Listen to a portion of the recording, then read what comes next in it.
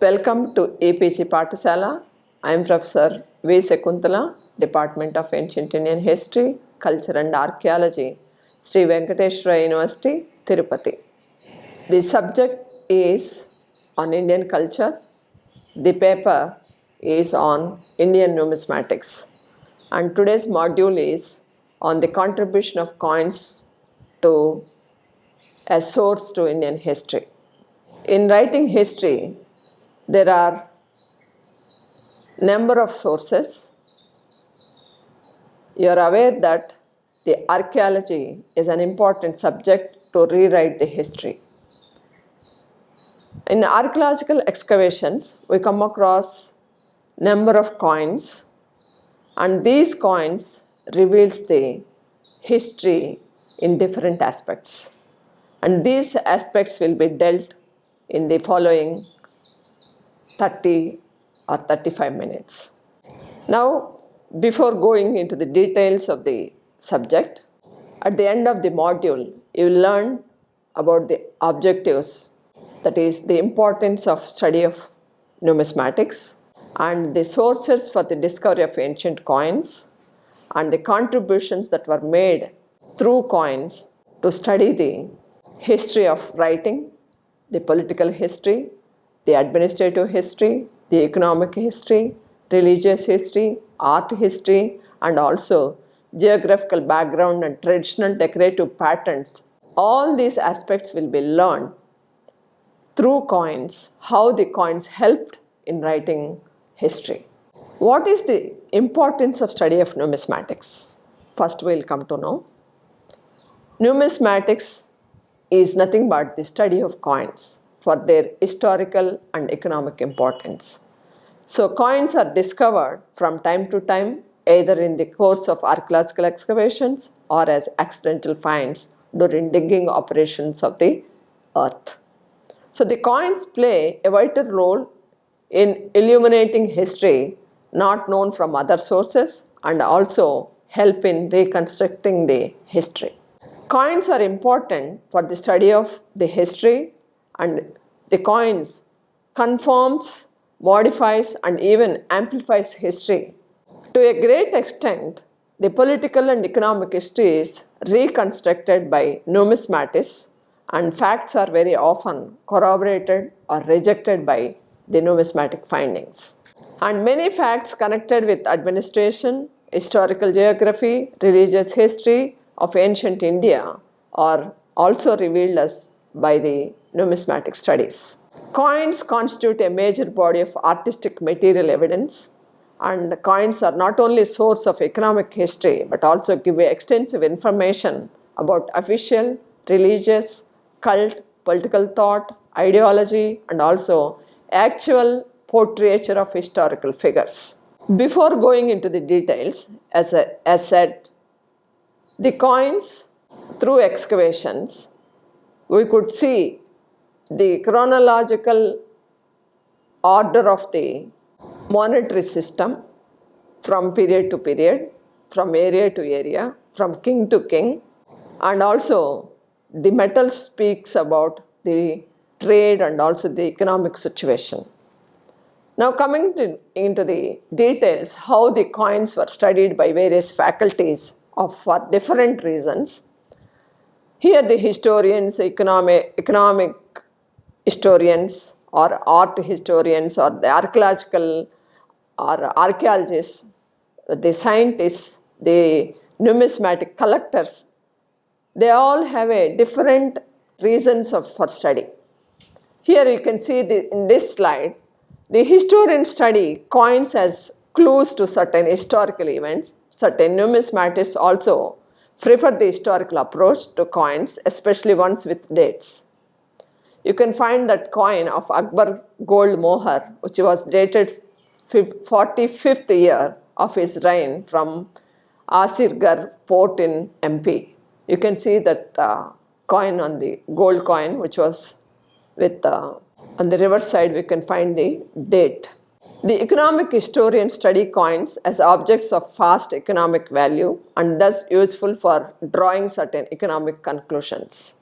The archaeologists see coins as relative marks of the dating of their sites or layers, and additionally they also use it to study or prospect sites if stray coins or hoards are found. And art historians study coins for their value as art objects and deduct the development of art during the period when the coins were issued.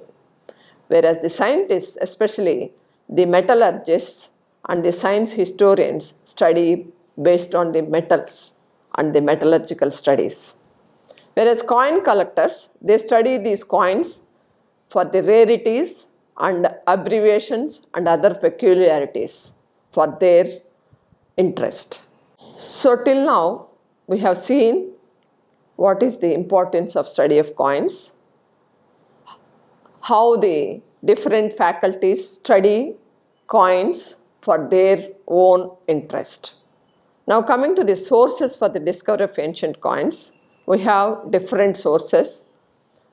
They are treasure troves, excavations, riverbeds, temple collections from the devotees. These are all the important treasures that we get from the excavations. Now coming to the treasure troves. In ancient India, the king is the owner of the earth and its protector. So before going to the treasure trove, we'll discuss about what are the important treasure trove rules that were in existence from the ancient period. Manu declares that if a finder is a Brahmin, if he finds a treasure trove, if he is a Brahmin, is entitled to the whole find. Whereas if the finder is a king, half has to be given to the Brahmins and half has to be kept with the king. Whereas if the finders are others, the treasure trove can be kept, he can keep 1/6 and rest goes to the king. And during the Muslim period, if the finder of the treasure was its owner, unless its value exceeds 1 lakh rupees. If it exceeds 1 lakh, the finder was advised to give part of it to the charity. The Indian Treasure Trove Act was passed in 1878. After that, the treasure trove was authorized to the government to claim the possession of any treasure trove unearthed that exceeds 10 rupees in value. Now coming to the coins, how these coins were found. As I said, treasure troves, they are treasure troves like hoards. Hoard is nothing but it is a finding of coins which were discovered almost by chance, apart from stray coin finds or archaeological discoveries. Usually, the term is applied to findings by lay people by chance in isolated places. Hoards are traditionally named after the place where they are found. For example, the Vihar hoard was a hoard of coins found in Vihar area in the early 20th century. And we also have different hoards which were found. Bayana hoard from Bharatpur district of Rajasthan, we have found about 8,021 Gupta gold coins. And Tarhala hoard, which is Akola district in Maharashtra, we have found a lot of Satvahana coins. And also Jogil Tambi hoard, it is in Nasik district, Maharashtra. There we also found about 13,250 silver coins. And in hoards, we have Buddhistic reliquaries where we find in the Indian subcontinent, Buddhist monasteries developed the concept of burying relics and other artifacts in containers called reliquaries.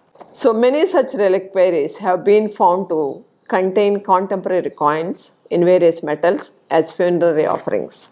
So these reliquaries become important sources of small coin hoards or individual coins. Now through hoards we have seen how we can get the coins. Through excavations also we find some coins. Excavations are nothing but the planned diggings, and many sites may yield coins, and the bulk of coins found at these sites and coins found in stratified levels are of great importance in dating the stratum along with it all associated objects. So in the excavations of different areas we have found number of coins like Panchmarked coins, like Gupta coins, like Roman coins we have found through excavations. And the coin molds and seals of various materials were also found. They also suggested that this site could have been an ancient site. And another source of getting coins is riverbeds. In olden days, we have the river is the trading network where the coins were traveling from one place to the other place. And another important feature in getting coins in the riverbeds is in ancient period and also even today, the dropping of coins in the river is an important ancient sacrament. So dropping of coins into the river is considered holy. So great many ancient coins have been found in the riverbeds. And Python on the banks of the river Godavari yielded large number of Satvahana coins. And Karur on the banks of Amaravati in Tamil Nadu, a large number of Sangam age Tamil coins were also found in the riverbeds. These are all some of the examples where we get the sources of coins. And these coins reveals us many facts. And temple offerings. Another important source is temple offering. If you take for example in temples during olden days and even today, number of coins which were found while with their ancient families or some important coins which were lying in there without any monetary value, if they keep in the house, nothing will come to them. So if we put them in the hundi of any temple, then they will have some certain holy feeling. That is why they drop these ancient coins in the holy temples. Like that, in the famous temple of Lord Venkateshwara, which is a world famous temple, there are bags, tons of old coins which were lying in the museum of the Lord Venkateshwara. So it is a study of all these gold and silver coins which are in the temple. They also have many interesting points of historical importance. So till now we have studied what is the importance of the coins, how these coins were found from different archaeological sources like the hundi, hoard, excavations or stray finds. These are all some of the important sources of material where we get the coins. And what is these coins contributed to the study of history? That is more important. So in the following few minutes, we'll discuss about how these coins were contributed to study the history.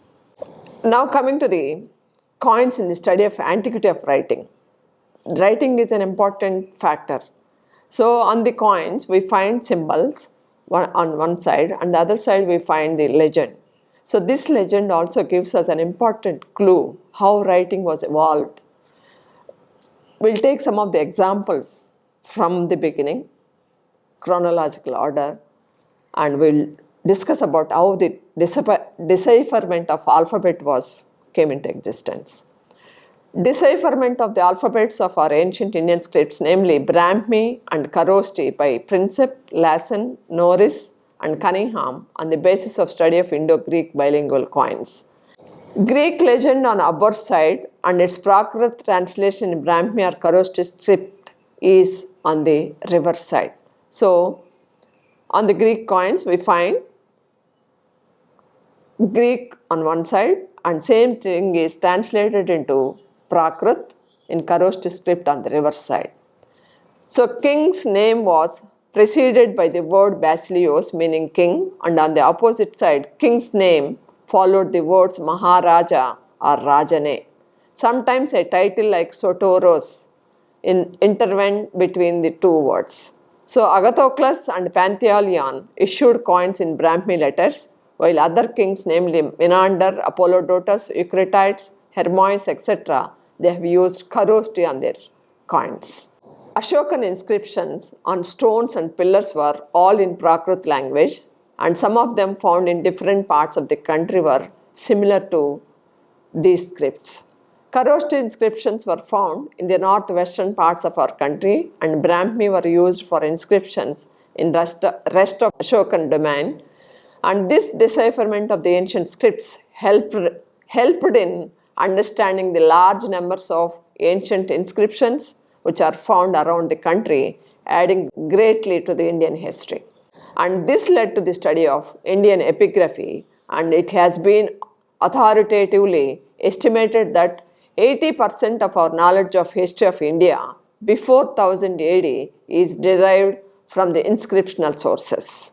Now you see the coins of Menander, where we find on the upper side the legend Basileus Sotoros Menander, whereas the same thing is translated on the reverse side in Kharoshthi's legend, Maharajasa Trasa Menandrasa is written. This coin helped in identifying the Kharosthi alphabets in the king's name, namely Ma, Na, Da and Ra.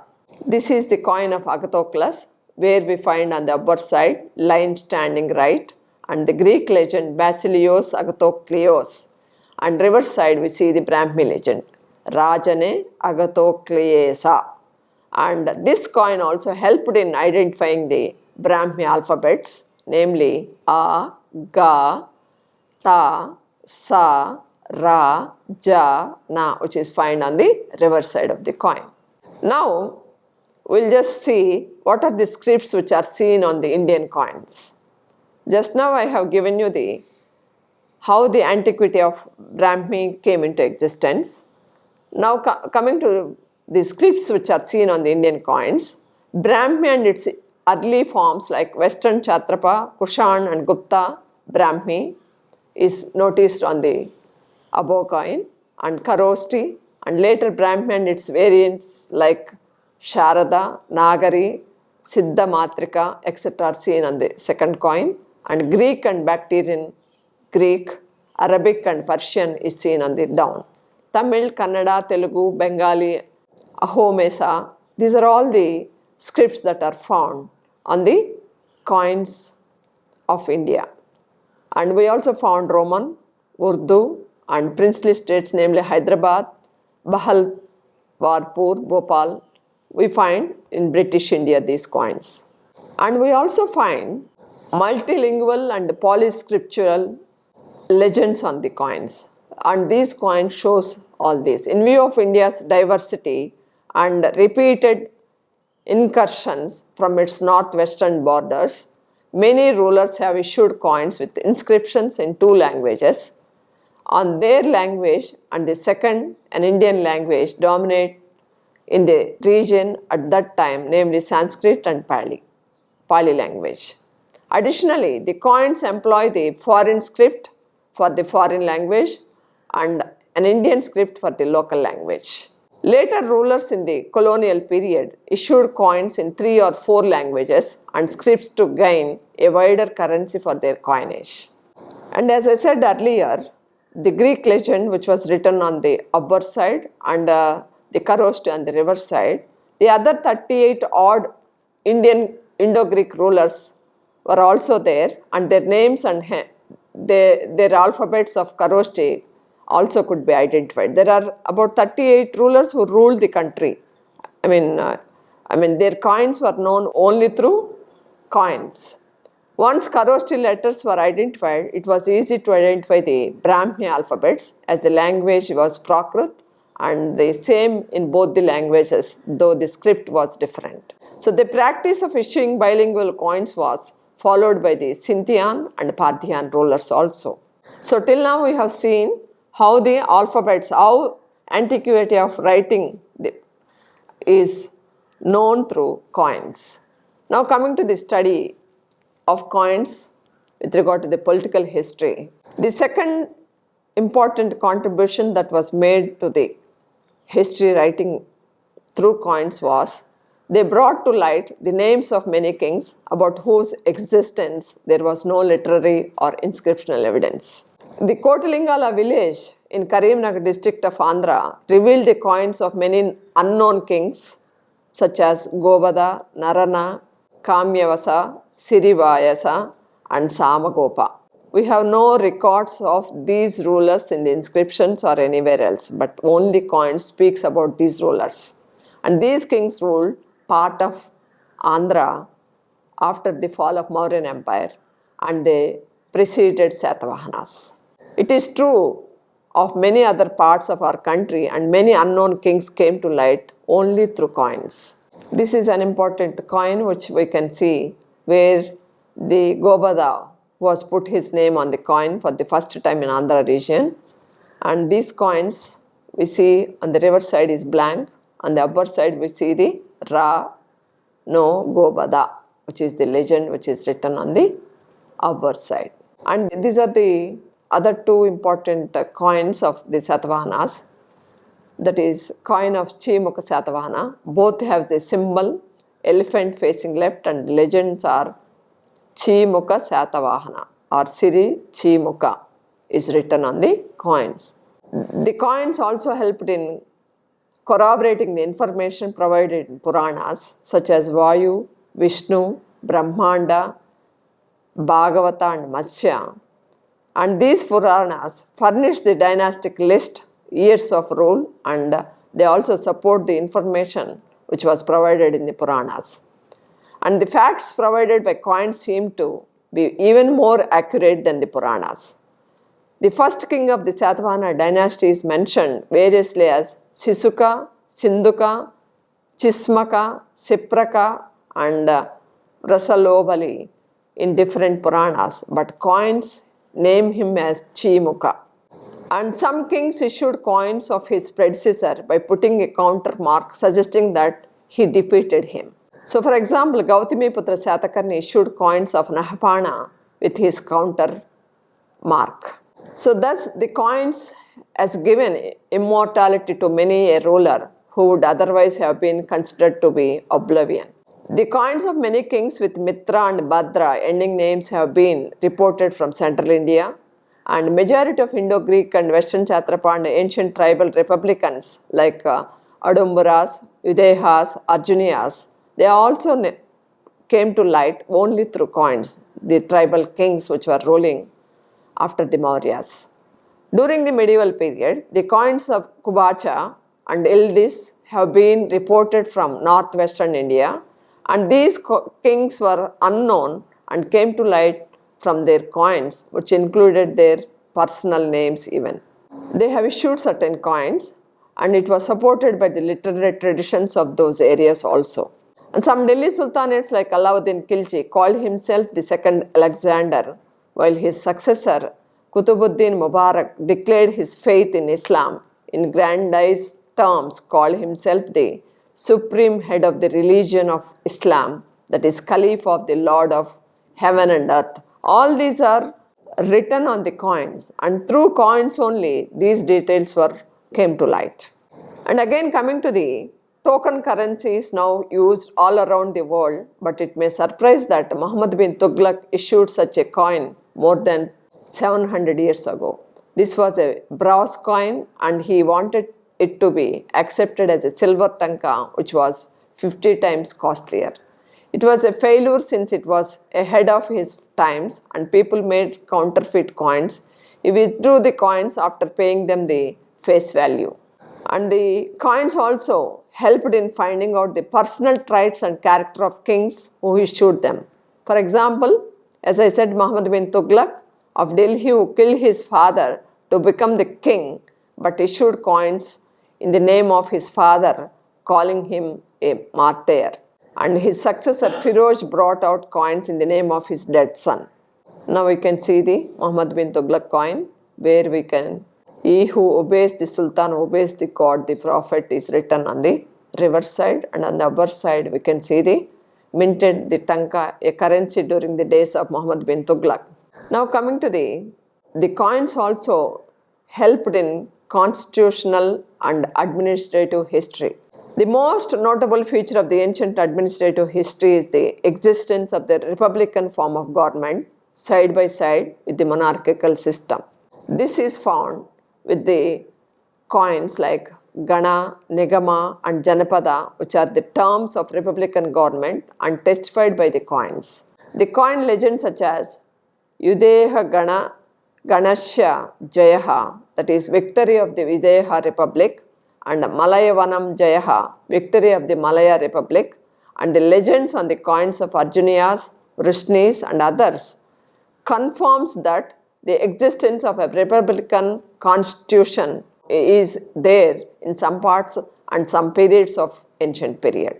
Now coming to the economic history with regard to the coins, it is very useful for the economic historians to study the coins as objects of vast economic value, and thus they are useful for drawing certain economic conclusions also. For instance, the finding of numerous hoards of Roman coins in South India have helped us to understand the volume of trade between Rome and South Indian kingdoms of Chera, Chola, Pandya, hinted at in various written sources of the period. You can see the map where we have found large number of Roman coins which were found all over southern India and less in northern India. And these find spots, so you can see the find spots of Roman coins on the map. And another important source for economic history is the purity of coins were also revealed. I mean, it shows the economic conditions of that particular period. For example, Delhi Sultans like Alauddin and Qutbuddin of Khilji dynasty, they have issued variety of gold and silver coins in large quantities, but due to their conquest and acquisition of the treasuries of the gold was rich in southern kingdoms. And we have scanty coins of base metals which were issued by their successors. It suggests that Catholic economic times. Similarly, the issue of debased gold coins by the later Gupta rulers compared to the earlier illustrious kings of this dynasty also points to the changed economic conditions. And the coins which are found in hoards and excavations also reveals the trade of those times. As I said earlier, through excavations, hoards, we have found number of coins. So for instance, punch-marked coins which were discovered in hoards in Andhra reveals the significant proportion of those coins belong to the north, suggesting that there was a brisk trade between the north and south in the country at the time of deposition of these coins. Similarly, the Roman coins, as said earlier, were found in hoards and excavations in many parts of South India, and these coins of Roman kings were found along with those of local rulers, which provide the maritime trade with Rome 2000 years ago. And we found all over the country these Roman coins. And also we find the slash mark across the king's face. The slash mark shows the Roman coin finds in Andhra also. So the archaeological artifacts provide Indo-Roman trade in South India from 1st century to 3rd century. The map shows, and also the other important Roman, along with Roman amphorae, we find the Roman coins. So the images of Roman coins with the incise mark to mark them out of circulation of the Roman Empire before sending them to India. So before sending to India, they will put a slash mark on the face of the coin so that they will not come back to Rome again. They are confining to Indian territory. So this shows the trade contacts between India and the Rome. So coming to the other important aspect of the scientific study with regard to the coins, metallurgical study is an important study for the scientists. So the chemical analysis of the coins reveals the metals and alloys available in those days. Because based on, if you take for example, the coins which were found in ancient period, they are called as punch-marked coins, they are made up of silver. And silver, during those days, silver was not available in India, but they were traveled from other countries. Whereas coming to the Gupta times, by the time of Guptas, we have number of gold coins. They have issued number of gold coins. That means gold wars were nearby. If you take for example Satavahana coins, the ores which were there are of lead ores. So they used the lead ores for making coins. Like that, the chemical analysis of the coins reveals the metals alloys available in those days. So punch-marked coins are mostly made of silver, and Andhra King issued mostly lead coins, and some were made of alloy named potin. And Delhi Sultanate issued bullion coins besides those of silver and gold. And the chemical analysis also helps in finding out the possible ores from which the coins were made. And the quantitative chemical analysis of ancient coins also help in identifying forged coins, since it would be difficult to imitate the composition of trace elements present in the coin. And seeing the technique of making coins, as I said earlier, the punch-marked coins were made by punching technique. So as regards the technique of ancient Indian coins, it may be observed that the die striking method was known in the country before India came into contact with the Greek coinage. This is proved by the die strike coin of Dharmapala from Iran, that is Sagar district, and the Hiranasene coin minted at Taxila. Now coming to the religious history as source material. The coins as source material to write the religious history. Coins also helped in writing religious history. The coins helped the historians in ascertaining the religious leanings of the kings. The symbols such as tree in railing, arched hill and elephant suggest that king was a Buddhist, and these are common symbols on Satavahana coins. And Kushans also issued coins with their medley of Hindu, Buddhist, Iranian, Greek gods and goddesses, showing their religious eclecticism. Kushan coins depict Shiva, bull, Trishula and the leanings of the king who issued these coins is also evident. And the earlier rulers of Vijayanagara dynasty leaned towards Saivism, while the later rulers were strong Vaishnavites. They even used Namam symbol on their coins, and the two coins of Venkatapatiraya II of Aravidu dynasty of Vijayanagara has issued the coins with the Namam symbol indicating the Vaishnavite faith of the ruler. And the Saivite symbols on Vijayanagara coins were Bull and Uma Maheshwara and Durga. And the Vaishnavite marks were Hanuman, Garuda, Venkateshwara and Balakrishna. So this shows that in different periods, different rulers had faith on different pantheons. And this can be known chronologically or the king-wise, how the kings patronized the religion in ancient period. Now coming to the art history, how the coins helped in writing art history. Like sculpture, painting and other Indian arts, the numismatic patterns are generally based on mythology, geography, sacred practices and symbols, geometrical designs and folklore. Ancient coins have hundreds of images and one can study the art of various aspects of various periods. A large number of decorated motifs and designs and contemporary religious observances are stamped on the coins.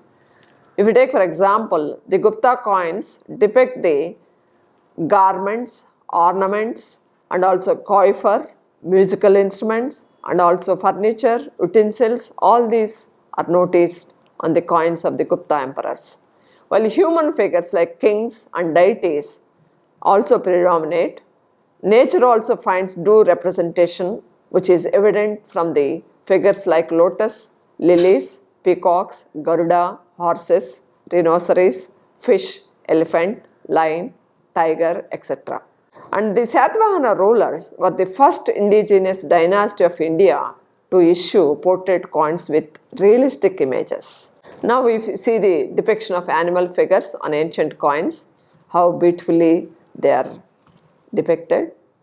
And now you see the religious, the art, how the kalasha, the other important features we find on the depicted on the coins. Now coming to we can find the geographical background and the traditional decorative patterns also through coins. And this can be seen where the Indian ruling powers and the mint masters were conversant not only with the religious and mythological beliefs but also with their geographical background and traditional decorative patterns. They are also practiced. We can know these things through coins. And this can be seen on ancient Indian coins. For example, while adapting the technique, the size and the weight of the Chatrapa coinage, chiefly due to political reasons, the Indian prototypes evince remarkable originality in the human features, drapery, symbology, and ornamental patterns, beside the use of Indian scripts and languages. You can see on the coins. Apart from this, it can also be noticed on a considerably good number of coins of the Indo-Greeks, the Sindho-Parthians, and the Kushans, that they borrowed several features of Indian pantheons and the Indian decorative patterns. These patterns include chakra, tree enrailing, weapons, ornaments, and the floral designs. And the many local rulers of northern and southern India issued coins with portray the local ecological conditions prevalent in their region at that particular period. You see the example on the slide. For example, Malayaman chiefs of Tamil Desha has issued the ecological patterns which is reflected on the coins. Till now, what I have discussed so far about the study of reconstructing the history based on coins, and the coins has contributed for the richness of writing history. And the study of coins is very useful for the reconstruction of our ancient Indian history. So the study of coins is very useful for the reconstruction of our ancient Indian history, and it shed light on otherwise dark period of Indian history. For example, if you take the Indo-Greek coins, they help us also decide the actual dates of events with certainty, and it also reveals many facts about the kings, their dynasties, the religious beliefs, personal traits, economic conditions, etc., otherwise lost in the footnotes of history. The module on contribution of coins to history writing. For further details, you can visit EPG Pathshala e-content. Thank you very much.